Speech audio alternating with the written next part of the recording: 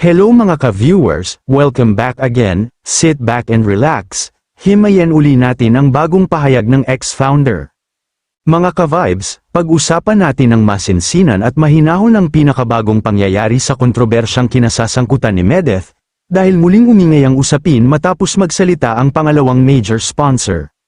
Nagsimula ang lahat sa video na in-upload ni Medeth kung saan nagbigay siya ng updates tungkol sa kanyang kaso kaugnay kay Tulfo. Sa video, makikita ang kanyang pasasalamat sa community at ang kanyang paghingi ng paumanhin sa mga pagkukulang na umano'y nagawa niya. Para sa ilan, ito ay senyales ng pagpapakumbaba at pagtanggap ng responsibilidad. Ngunit matapos nito, biglang sumabog ang panig ng pangalawang major sponsor. Ayon sa sponsor, siya ay na high blood at labis na nagalit, at inakusahan si Medeth ng pagsisinungaling. Partikular sa isyu na nagpaalam daw ito sa mga major sponsors bago makipagkolab sa grupo ni Papa Tantan, mariin niyang sinabi na hindi ito totoo. Dito pa lang, malinaw na may magkasalungat na bersyon ng kwento, si Medeth ay nagsasabing nagpaalam siya, samantalang ang sponsor ay tahasang tumatanggi, kaya natural lang na maraming netizens ang nagtatanong. Sino ang dapat paniwalaan? May ebidensya ba ang alinmang panig? Mas lalong naging kontrobersyal ang pahayag ng banggitin ng sponsor ang isang personal na detalye, na hindi raw natutulog si Medeth sa bahay nila kundi sa hotel ni Papa Tantan. Ito ang bahagi na talagang ikinagulat ng marami. Pero mahalagang linawin, isa pa rin itong akusasyon, at wala pang malinaw na patunay na inilalabas sa publiko.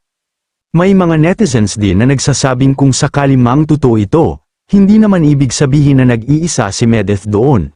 At hindi agad dapat lagyan ng masamang interpretasyon hanggat walang malinaw na ebidensya. Dagdag pa ng sponsor, kahit gaano pa raw karami ang advisor ni Medeth ay wala na raw magpapatino rito. Para sa maraming nanunood, ito ay isang napakabigat at masakit na pahayag, dahil tila hindi na lang ito tungkol sa isyo kundi naging personal na pag-atake na. At ang pinakamatinding linya, lalabas ang bulok ng tao.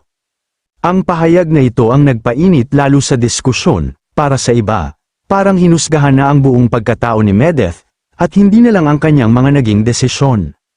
Sa live pa nga ng sponsor, may isang netizen na nagtanong, hindi ba parang pinalalaki lang ang isyo para madamay ang ibang founders na natitira? At aminin natin, posible rin naman ang ganitong pananaw. Sa mga ganitong sitwasyon, hindi maiwasan na kapag masyadong lumalaki ang isyu, nadadamay ang mga taong hindi naman direktang sangkot, at mas nagiging magulo ang buong komunidad. Huling paalala sa ngayon, ang malinaw lang ay, may emosyon at galit sa magkabilang panig. Maraming akusasyon, pero kulang pa sa malinaw na ebidensya at ang pinakaapektado ay ang community na nalilito at nahahati ang opinyon bilang mga nanunood. Mahalagang manatiling mapanuri, mahinahon, at hindi agad humusga. Huwag nating kalimutan na ang katotohanan ay hindi laging lumalabas sa gitna ng galit, kadalasan, lumalabas ito kapag hamupa na ang emosyon. Like and subscribe mga ka-vibes sa marami pa tayong updates na pag-uusapan. Maraming salamat po sa inyong pakikinig.